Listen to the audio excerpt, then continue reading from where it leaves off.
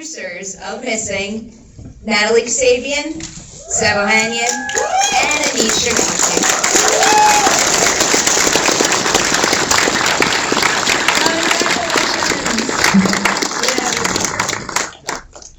Next up, the writing and directing duo behind the film. Please say hello to Will Merrick and Nick Johnson.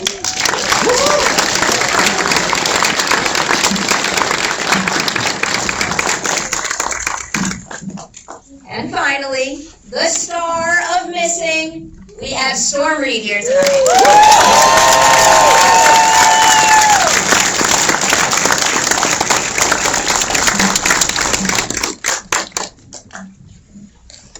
My God, this movie is a feat. I don't know how you all pull this off, but we're going to try to at least get some of the details right now. I'm going to go to my producing trio first to get us started. Was there ever a point, Aneesh, where you considered directing the searching follow-up yourself? And ultimately, what was it about these two right here that made you all feel like, yes, we can hand the reins over to... Also, these two here edited Searching, so they know what they're doing, but what did you see in their work on that film that gave you the confidence that they could do it? I mean, I've known these guys since I was in college. Will Merrick edited some of my earliest work that started my career, and we've been working together since then. They edited Searching, they edited Run, and when you've seen Searching, you don't just edit this movie. You are one of the core filmmakers of this movie, and they learned everything. It was no question. After you make a movie like this, you never want to touch computer screens again, which for me, I was like, never doing that again. These guys know everything and more, so we went to them easily. For you two now. So you have collaborated before. I'm sure on previous projects you've developed some sort of shorthand. But when you jump into a film like this where you're also the writers and directors, I imagine that shorthand has to evolve. So what is the biggest difference in that respect? And I don't know, it's really hard to describe the difference in what we do. Natalie, you said in one of those interviews it's like a left brain, right brain thing, where like we both do everything but in a different way. I don't know. Yeah, I think with Will and I, it was a very natural progression of working together. I think one of the cool things about our team, the five of us, is that it's been such a collaborative team from Searching through Run and this, that it just felt like a natural, like we all have different roles, but we're all still there, still the same five people making a movie. It's a really special thing to have such a large group of people who are key collaborators in a production like that. Keep that, like you three, you two, and you one. We're gonna get to you in a second. But when you're working like a team of five here, can any of you speak to like how you collaborate efficiently and also make sure you're all on the same page, but also giving the production your own personal insight that makes you a particularly good team together? The real answer, Google Docs and text chains. I mean, yeah, it's, you know, the thing that I think makes this team work, and I'd like to think it does work, and you guys may be the judge of that, having watched the movie, is that everyone is fighting for the same thing, and that's the movie. At all times, you know, ego aside, what's the best thing for this movie? And yes, sometimes it turns into, like, very passionate debates and arguments, but at the end of the day, as long as we're making the right movie that tells the emotion and the cinematic journey we want to take the audience on, we know that's the right answer. That's why I keep coming back for more of your movies. All right, Storm, you're up. So a movie like this obviously has to be shot in a very unique way. When you first sign on for the role, what are some of your biggest burning questions for these five right here in terms of what it takes to make a screen thriller like this? Yeah, I mean, I read the Missing script and I was totally engaged. I was at the edge of my seat the entire time. When I thought I knew what was going on, I figured out I had nothing, and I knew nothing that was happening.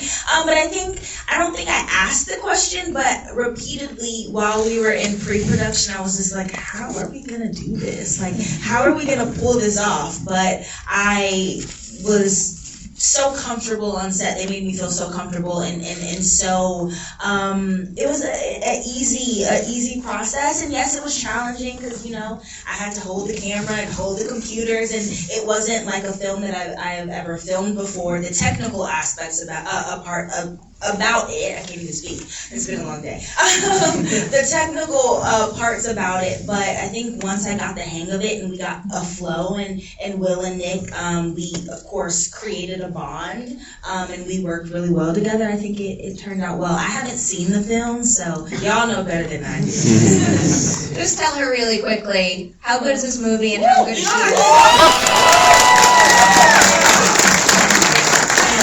Like 5 times earlier today, I'm going to keep making it happen tonight. Thank you.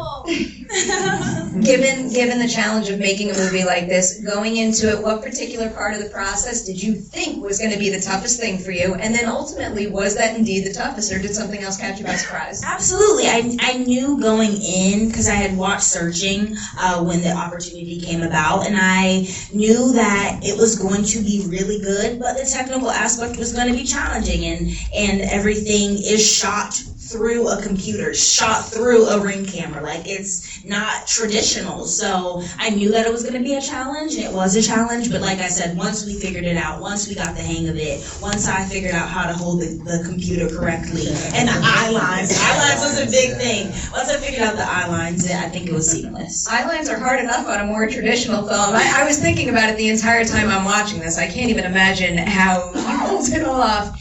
Getting into the production process here, I'm going to go back to my producing trio down there. For all of you, what is something that worked really well on Searching that you knew you had to replicate and missing, but then also what's a part of that production process that you thought could be improved and needs some refining and you had the opportunity to do it here?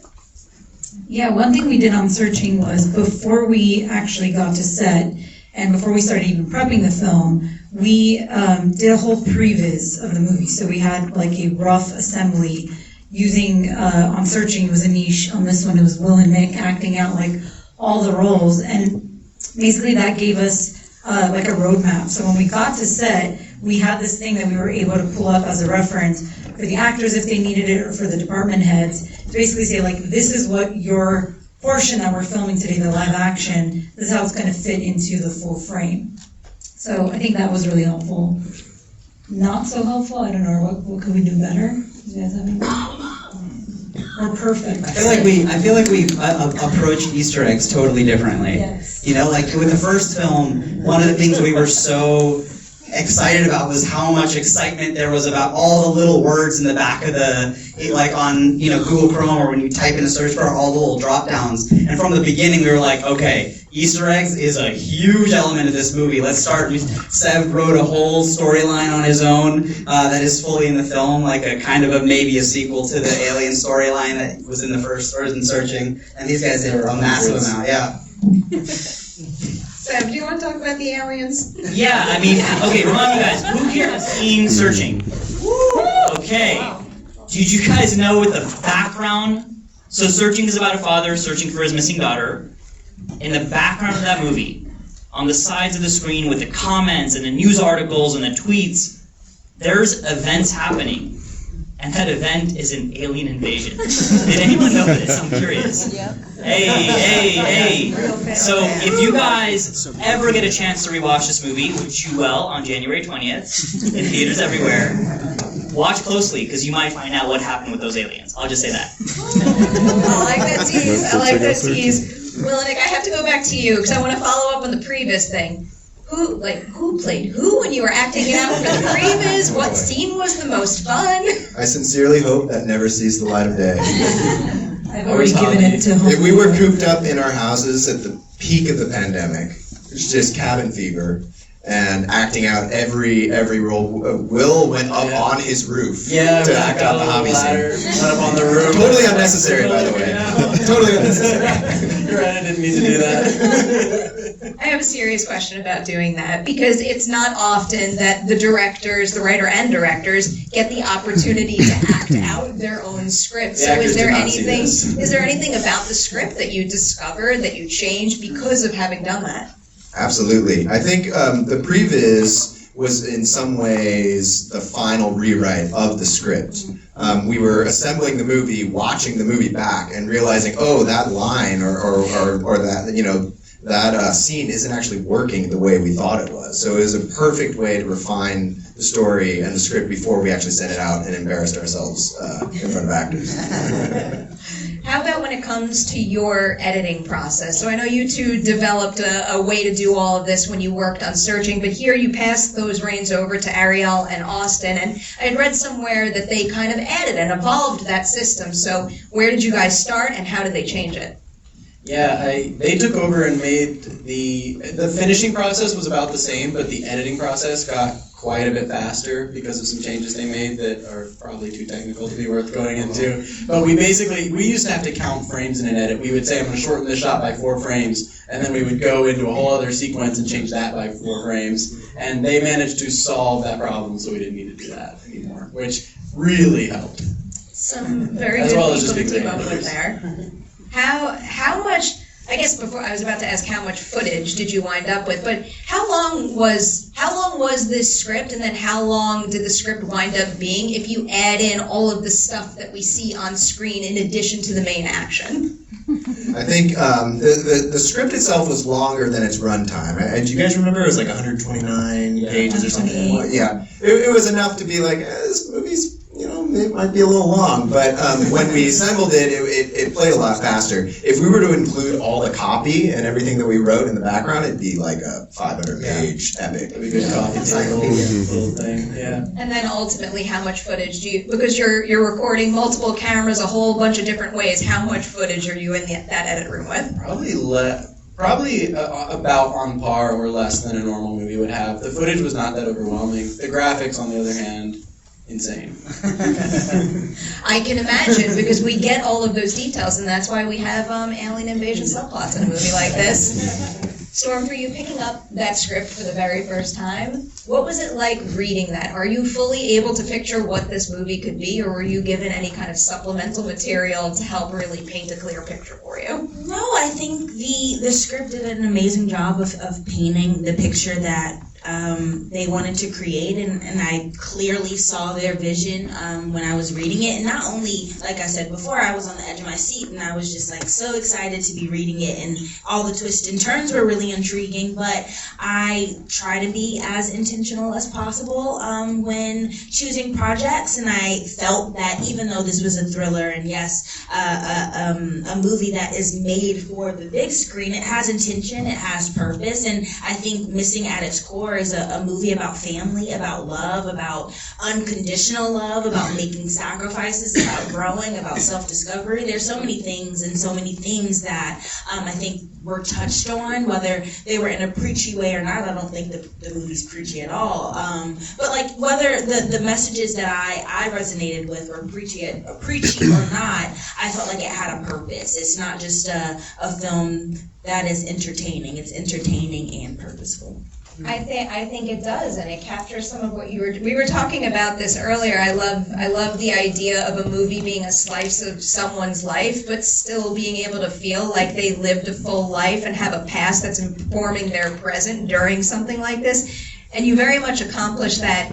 Speaking of that, just for you personally, you're working with a great script here, but what kind of backstory details, or like the space between the lines on the page, do you have to fill in for yourself that we don't necessarily see or hear about in the film, but we can feel informing your performance and making June whole?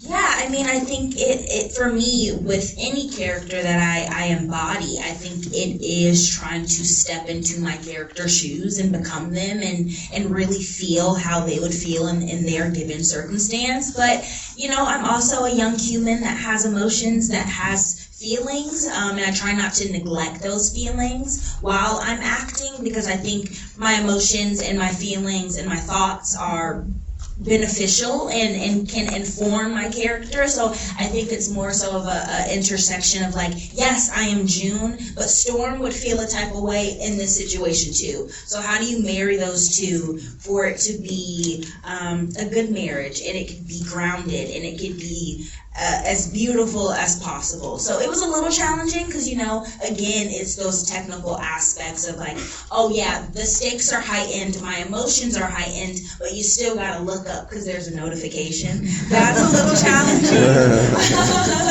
That's a little challenging, but I think with this role, it wasn't hard to embody June at all. The three of you could probably speak to this together, but what is the director-actor collaboration like? How are you giving notes? What is it like receiving those notes and focusing on the emotional beats of the performance? How does all that work? These guys are so fun to work with. Like, the biggest balls of energy. I think it was fun. I mean, I didn't have any problem working with them.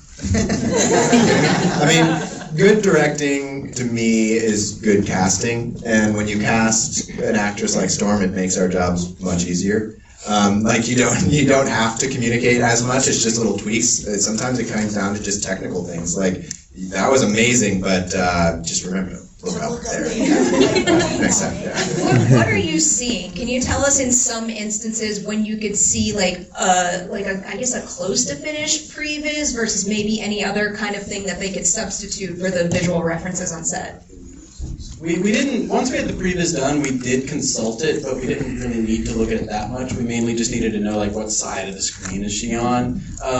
So there wasn't really too much of that from a technical perspective. Really, a lot of our job was just to see the movie in our head and then just make sure that you were able to bring Storm like the authenticity of it and just make sure that whatever you were doing was going to fit into that picture. And Storm, when you're looking at a device, what are you seeing? Oh, I was seeing a lot of nothing.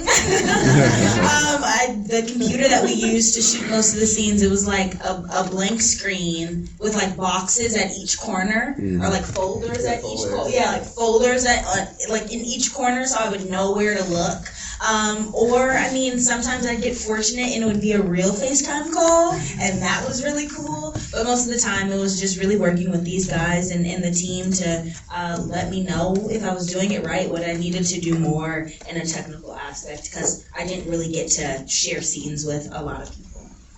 Is there any freedom, like if Storm feels the urge to do something in a different way on set, for you to change in post-production where things are positioned on the screen? Yeah, certainly there was freedom, and occasionally, just by chance, if she happened to look over here, we'd be like, oh, that's perfect, let's use that a little bit. So yeah, I think making a movie like this gives you a lot of latitude in post to change it up a little bit, but for the most part, going into it, we knew exactly where she was clicking by that point, so it was really a matter of checking that list and being like, we gotta move on. Usually in those instances, it's not like my character would look over here, it's like, why is my character even at a computer right now? Like, why is she right here? I did have a question about a specific visual technique you guys use, the punch-in shots. How do you do something like that to up the tension, but without it ever feeling like you're cheating the screen life concept, or that, like, because that's not how it would look to someone looking at a screen, like taking them out of that feeling? Because I think you do that really well here. You use it very effectively without ruining the illusion. Right. I mean, I would argue that when you look at a screen, what that feels like to you is a punch-in. You're not ever taking in the totality of your whole screen. You know, all we're doing is up-resing it a little bit. I feel like this is how my brain has morphed over the years, where I am glued to a screen that I don't realize that's happening. But that is definitely how I operate now. I want to back up a little bit and go back to the very beginnings of the story, and I'll give this one Aneesh and Sev, because you guys have story by credits here. What was idea number one? Was it strictly, we need to make another Searching? Was it the kidnap plot? Was it a specific character? What was the thing that started it all? The truth is, when we released Searching a couple years back, we would often get asked, will you guys ever make a sequel? And we always knew for sure, no, we will never make a sequel. So the honest to God answer is, I got a call from Sony a couple months after the movie came out, and they were like, you guys ready? Let's do Searching 2. John Cho goes after someone else who's missing. And we were like, maybe. But I was hesitant. I think, for us, it's like, we really were proud of that film, and the whole team here had done such a great job on that. I remember I hung up the phone, and I happened to be working right next to a good friend of mine who's a director himself, a guy named Ryan Coogler. Black Panther. We can clap for Ryan Coogler. And this is a 100% true story. I remember I hung up the phone, and he kind of saw me laughing, and he was like, what was that? I was like, dude, Sony wants to make a sequel to Searching. And his reaction was like, dude, hell yeah. And I was like, I don't know, man, I gotta talk to Nat, I gotta talk to Aneesh. And was like, maybe we don't do this. And I remember he looked at me like right in my eyes and he was like, if anyone can make a sequel to that film, it's you guys. So he was like, y'all have to do it. I called these guys, they had the same initial reaction as me.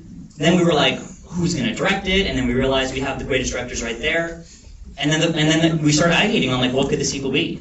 Yeah, we went through a lot of ideas, but we went back to the first one. You know, like Sev came and we pitched this early version of Missing, which was essentially a reversal of Searching. But like, we explored 1,000 different ideas, like serial killer, like just all these random approaches, and realized like, wow, just simply switching the protagonist keeps what's the heart of this movie, but it allows a totally different perspective of the internet. You know, like by just making the character a teenager, we've now changed the tone and the style of the film. Like, these guys have brought such, we call it, in the editing room early on, it was basically like, if Searching was Sam Raimi's Spider-Man, what we're trying to do, what these guys are trying to do is do Into the Spider-Verse. You know, like, make it fresher, funner, more active, more thrilling. So, yeah.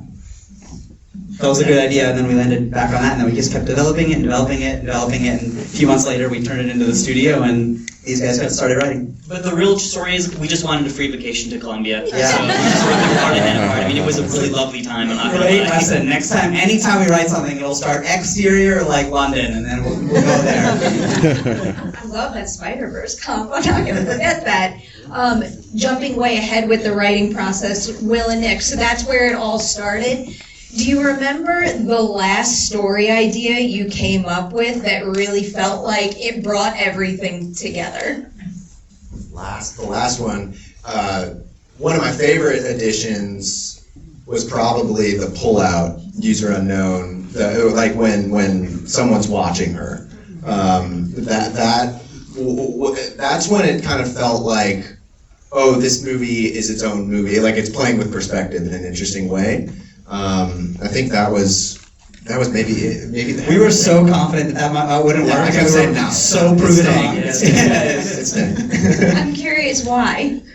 Why we felt like Why, it, yeah. it just felt like, I mean, in the moment, this is early cut and whatnot, but we were looking at it, I'm like, why is it changing perspective? You know, like it just felt like the wrong decision, but then you watch everything in context and you're like, actually, this really, really works, you know, but this is one of the things that we do all together is we test things and we retest things and ultimately the best idea just wins. Can I just give one more shout out to Will and Nick? So when Aneesh and I were writing the story, we wrote ourselves into a corner. I'm not going to spoil it in case anyone's watching later, but you guys know at the very end of the movie, June is in trouble, right? And there's no way out. And then she has this big realization, this big eureka moment. That was those guys. And I remember when they pitched that to us, we were like, it's so good. It was like, wow, let's make a whole movie around that. exactly. That has Spider-Verse vibes, and it's a movie Spider-Verse vibe that I really love. I don't see any police here though, so I guess everyone's phones are okay. Getting into some specifics here, not spoiler ones. Storm, I'll go to you first. I'm obsessed with detailed production design, and I love looking around the frames at what's on the computer screens, but I was also busy looking at the background of June's room. Is there anything that's back there that you think really informs who she is, that you hope people take notice of? Oh, wow. I think so. I mean, I think June is just so cool as a character, and I think she's just really cool. And her room was really cool, and like just like the different like gadgets and gadgets and like the colors, and I think her room really informed her personality. And then, you know, even the t-shirt that she wears, like it's everything is intentional, everything is sentimental, everything is like down to the small details. And I mean, I can't wait to see it, and I felt it on set, and I appreciated all the details that the team put in. You know, There a was a detail massive war over what color purple to make the walls of your room. Oh yeah, they were battling about it. Oh no, I'm curious. Like, why was the color so important? Like character or visually? A little bit of both. We were just like, do we want to flood everything out on our room with too dark of a purple? We landed on a good one. But I think it goes hand in hand with the fact that we wanted this to feel more youthful, and so we wanted to inject some color into it and give it some, you know, like my room. I live in like color. I have all these flux bulbs in my room. You know, that's how I live. So we wanted to make something that felt real to how like teenagers live these days. Thanks for bringing that one back around. You will ask you guys all at the end of this on a poll how the purple was. So Most important part of the film. We've already talked about the alien invasion subplot, Easter egg here. We don't want to spoil anything, but is there anything else that you hid in this movie that you are especially proud of that you hope that people find when they watch this movie over and over and over? Oh yeah, but you'll never find it. I love, there's one that I think credit goes to Sev for this one, but in Searching, David Kim, John Cho's character, if you guys are paying attention, like on the sidelines, he's been dating this woman named Hannah Couch. And at the beginning of the movie, he's kind of answering her, but by the end, he's obviously looking for his daughter, so his priorities have shifted, and he's like kind of ghosting her. Hannah Couch may or may not be going after someone in this film as well. Pay attention to the dating montage. There are a lot of really great searching references as well. One of my favorites that Will added, I think it was you, was the Aperture. David Kim's company, Aperture.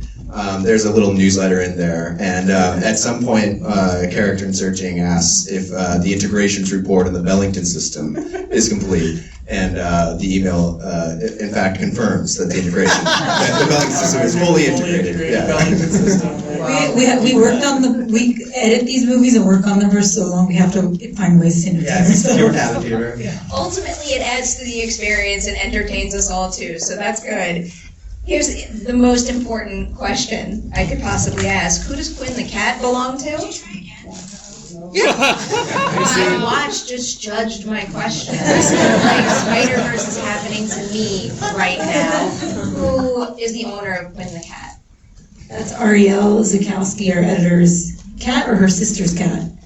On the phone, it's her sister's cat. I think it's her sister's cat. And then the cat that appears in the movie was actually a variety of cats. Selected based on their mood at the moment.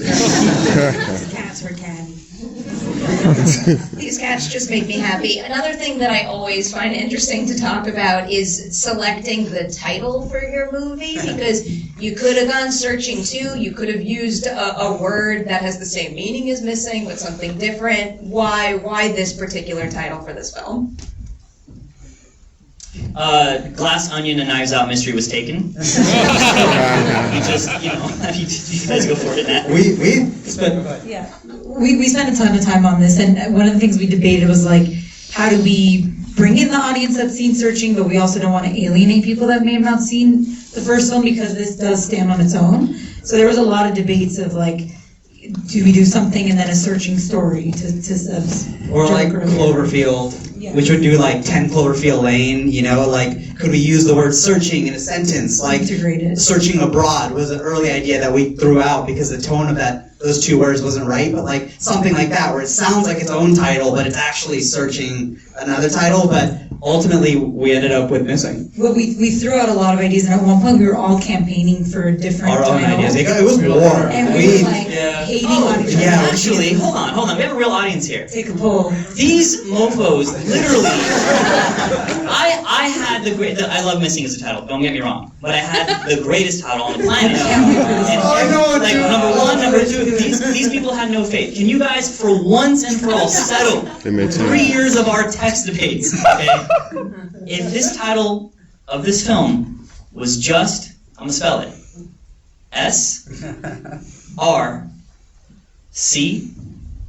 SRCH, Search. Raise your hand if you like that at all. We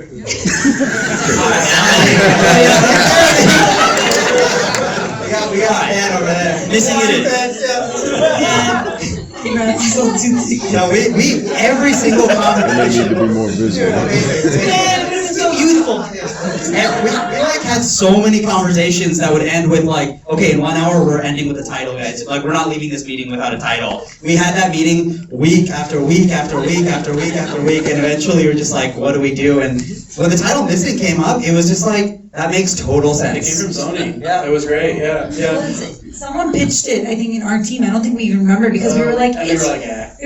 maybe. And then as time went on, it just kept like making it into this meeting that Aneesh is alluding to, and it just never got eliminated. So we were like, that's the I title. became useless pretty quickly because I could only think of titles that rhymed with Searching too, and my brain was just broken. I mean this in all seriousness. Do you have a thing with one-word film titles? I find them to be very effective and like powerful to just say one word, but like we have searching, run, and now missing. And our next We one. have a few more. Yeah, a few more single word titles. I guess we love them. It's like now it's a thing. I mean, one word. I think we're coming from like. I feel like with all of our styles of writing, it's just like eliminating all the fat. I feel like a lot of the time in what we write, and it's so like purposeful, and I feel like you can do that with one word. You know, and we definitely all agree. I find that one word is such like an easy, quick way to raise intrigue too, and I feel like these 3 words in particular are very effective with that. Before I toss it over to the audience, for the 5 of you at this point, 2 films in with this type of storytelling format, do you have a screen thriller, like white whale of sorts? Something that you really want to be able to do with this storytelling format that you haven't been able to because, I don't know, the technology doesn't exist or you haven't quite cracked it that you hope to do on a future film? No like general idea of like a story, but all the time like things happen, I think just in our daily lives, and we'll literally write it down and be like, if we do a 3rd one, like this has to go in. So I think we go through our lives now thinking about good screen beats because it's been such a commitment. I got one, but we need the rights from Warner Brothers if anyone knows anyone there. Imagine an entire movie that's set on a computer, but not just any computer. The Bat computer. Like, just think about it, man. Like you're watching Batman. He's getting hacked by the Riddler. Blah blah blah. Like, yeah. Maybe one day. I've heard nobody who works on a movie like this comes out being like, yeah, let's do it again. You know, like it's so much work that I think there's a hibernation required from all of us before we start being like, yeah, another screen thriller. Let's go do it. But it's just. So these guys were up till 3 a.m. last night finishing the movie, you know, and it's a very, very intense process. But one day I'm sure, because the internet is always changing and the internet's a very big place, like there'll be more stories to tell in like 4 years when they've all slept. All the hours seriously paid off. I find this to be one of the most exciting emerging storytelling formats out there right now. Everyone needs to see this on the big screen, but I'll just repeat what I told Sev earlier. To prep for this interview, I was watching it on my computer, so I'm watching the movie and I'm like typing my questions and making notes, and I'm moving my cursor around the page, and at one point I didn't realize what happened because your movie and the way that screen and the cursor and the windows move very well mirrored my reality when I use my computer, and yeah, for better or worse, that's how our brains work now, so I can't wait to see more in this particular format, even if it takes you the rest of your lives. Anybody out there have questions? First hand that shot up. Okay, it's 2 parts. Was the green angel, whatever, part of the alien thing? What Green Angel? Right up inside. Did you guys see Green Angel? Green something. Okay, I'm gonna put a pin on that. For Storm, we talked about what acting was like, against the computers, but like green screen versus this, which is more challenging? And did you get camera operator credit? Because you should have. I very well should have. I'll repeat that question quickly just so we get it for the camera and your question gets heard, but we're talking about what's difficult with green screen and if you get camera operator credit because of how much of that you do in this film. Thank you for your question. I think this was the most challenging thing that I have ever done as an actress. And I have done green screen before, and it is hard because you're essentially doing the same thing. You are having to imagine the unimaginable sometimes, but I think there is such a physicality that you have with green screen most times. It's usually stunts and you're able to move around. We were in like a real confined space because we are having to fit in a screen. So I think, acting with the computer was a little bit more challenging. And I don't know if I got a DP credit, maybe I should. All right there. Hi, my question is for Mr. Johnson, Mr. Merrick. Oh, you got a mic right there. Oh, thank you. So First part is, did I see a picture of Michael Tucker from Lessons from the Screenplay? And if that's the case, like I'm wondering, like how the whole online like YouTube movie discourse has like informed you as filmmaker, like in the forms of movie analysis and movie essays, like how does that educate you as filmmaker? Because that's how I mainly like get my education as filmmaker, and I just wonder how that has told you, like how the whole self-teaching thing get you to the success that you're having right now. Absolutely, yeah. Love that question. And great eye. They actually came to an early cut of the movie. They gave us notes on the previs. So we love them, and they did a great Lessons from the Screenplay on searching, right? Yep. Yeah. We all consume that stuff, TV tropes and video essays on film, like that. We love that stuff. So it was a fun opportunity to give those things a shout out. Anything you guys want to add, Sev or Aneesh? Thank you. Well, I think we're going to be able to get to a lot. So right there in the black shirt in the middle first.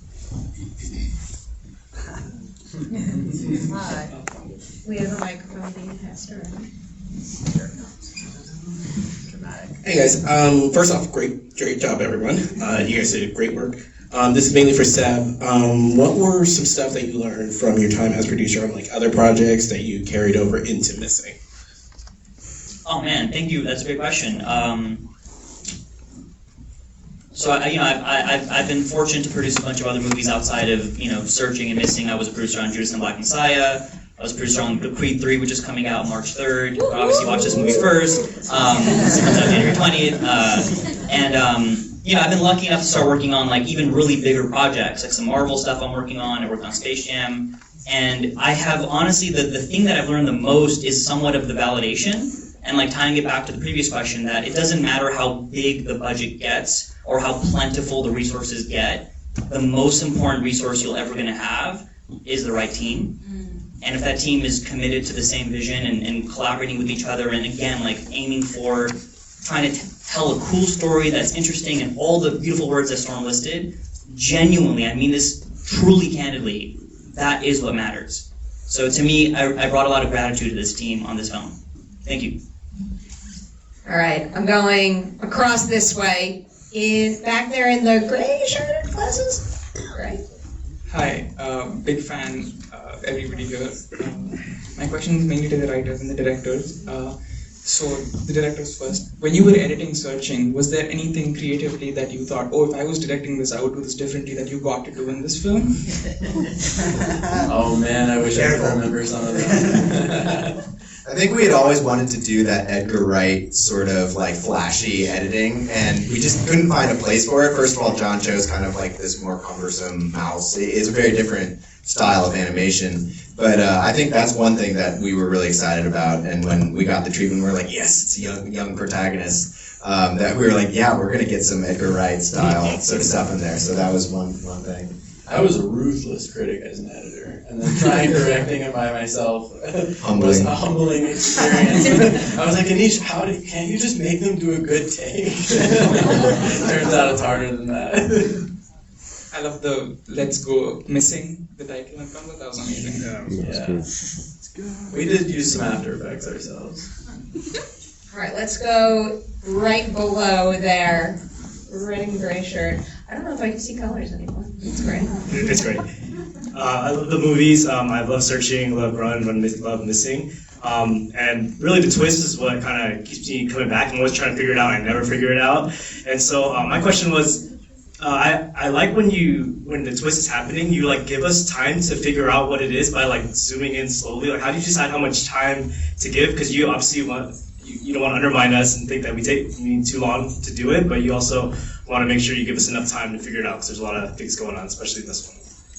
That's a great question. Natalie, you want to talk about our testing process? Yeah, I was going to say a big part of our process as a team is getting feedback. So we'll work on the project for a bit and then we'll put it in front of an audience because that's really the only way to feel it out. Because we'll sit in the room and like beat each other up, like take 2 frames off, no, it's too long, it's too short. It gets really heated in there, but until we put it in front of an audience, you can't tell, and you can usually feel it in the room if it's too short or too long, so we rely on you guys. So like there's this thing that Nat does where she goes like, who saw that moment? Like raise your hands. Or like who didn't see that moment? And we're always trying to find that like right calibration of like just enough people who saw it and then a couple of people who didn't, and that's when you kind of know.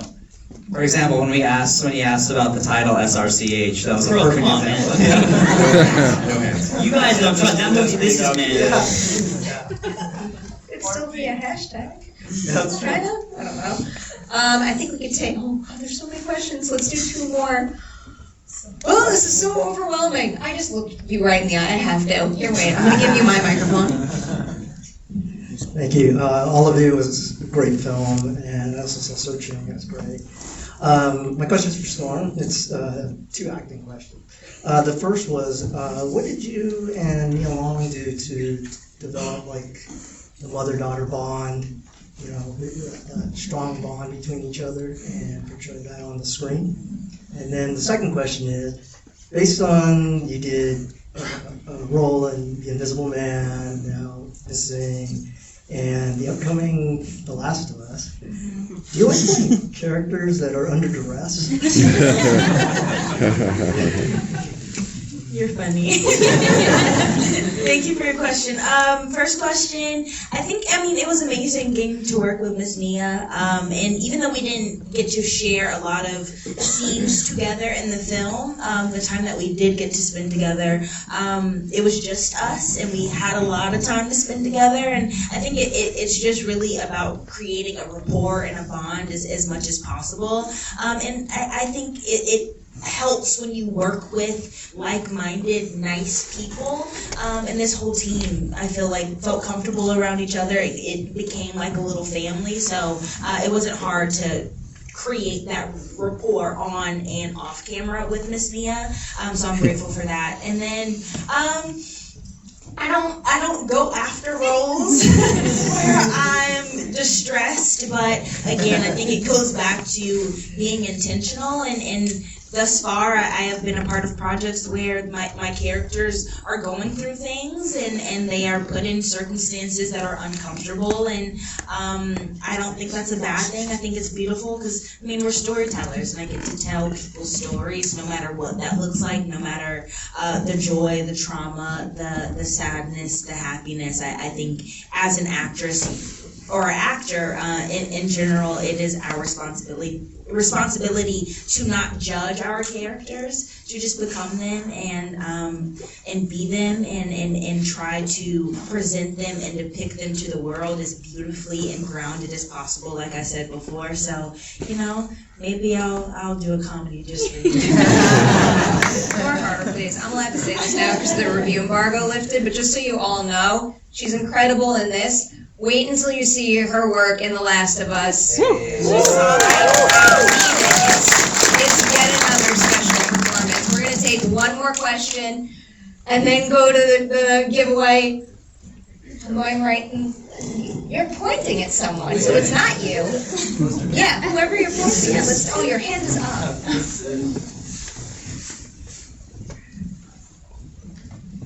Very dramatic, Mike. Hi. That was a great movie. I just want to say that first. You guys use a variety of apps like Messenger, Facebook, Instagram.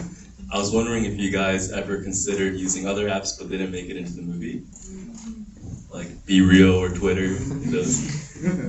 We threw out Be Real recently, but I think It's we were out of barely time. in there. Yeah. It's on our home screen. One of the frustrating things about making a movie like this is it's so slow, and the internet and technology changes rapidly out from under you. So you're constantly kind of chasing things. But just to give you one example, Zoom doesn't really make an appearance, and that was around when we were writing. And what we found was we had a whole scene, if you remember, on Zoom where June's kind of hanging out with her friends. And what we found was when we came up on this, it was early on in the movie, it almost gave the movie, it made it feel, just by association, that it was a pandemic movie in some ways, just because we associated with that.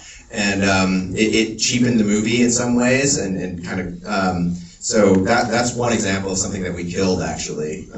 Anything else that comes to mind? B-reel, you have to kind of pick a date in the future that this movie takes place in. So if we started working on, hypothetically, Finding, right now we'd have to be like, okay, it's going to take place in August of 2025. And then you design the film, and then on August of 2025, you kind of just look at the internet and are like, oh shit, okay, what's new? What did we not expect? B-reel was one of those things that just came too late, but technically it would have been there. We did throw B-reel up on her phone. Okay, thank God. We have B-reel. Yeah, So we got it in there. We got it in there. And we'll make sure for the next one to go ahead and write in the societal collapse. Basically like making a period movie, even though it's very modern, because In advance. Literally, in advance, because everything just goes out of date while we're working on it. I just remember, I remember there was a day I walked into the ed office and everyone was devastated. It was like the worst thing had ever happened. I was like, oh my God, did we delete the movie? What happened? And the answer was that, iOS had updated its software and they had to go and redesign all the text and all this stuff, and it was pretty Because if awesome. if FaceTime changes and for some reason the way it closes is on a different side of the screen or it's showing something else, these guys have designed the entire movie so that the actors are looking and behaving in a certain way. If Apple goes up and just changes something on us, it's painful. Yeah, the whole aspect ratio of FaceTime changed, and we'd already shot it in an aspect ratio. So it was vertical, We managed to and make it suddenly work. now it's horizontal, and now we have lights in the frame. We're like, oh shit. Photoshop out the lights. Remember, you guys were indignant. You're like, what were they thinking, Apple? What is this? Surely this is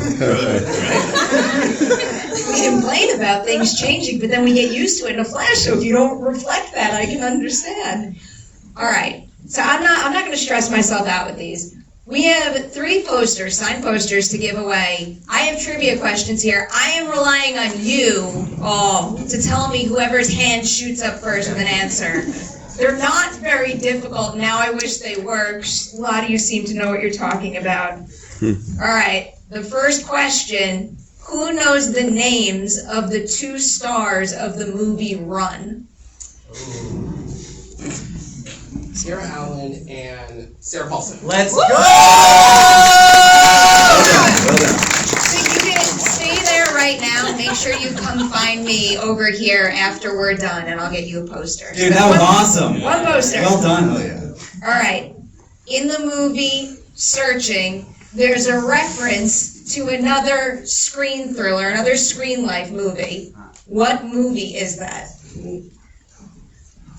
I love this movie. Is it Brendan? Yes, it's in Brendan. Brendan, yes. We got 2. All right, there's one more left. Which question am I going to go with? The easy one. I'm going to do a Storm question.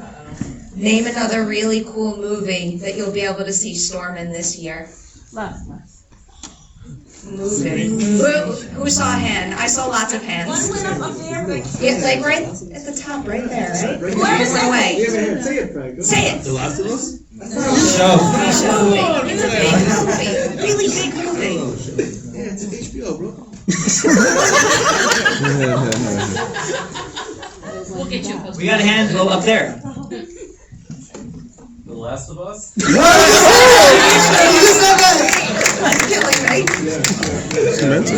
already won. It's not really, I forgot. The Nanchu? Hey! Did you look it up? Quick Google. You win. You guys, thank you all so much for being here. Spread the word about the movie. It's right up there, January 20th.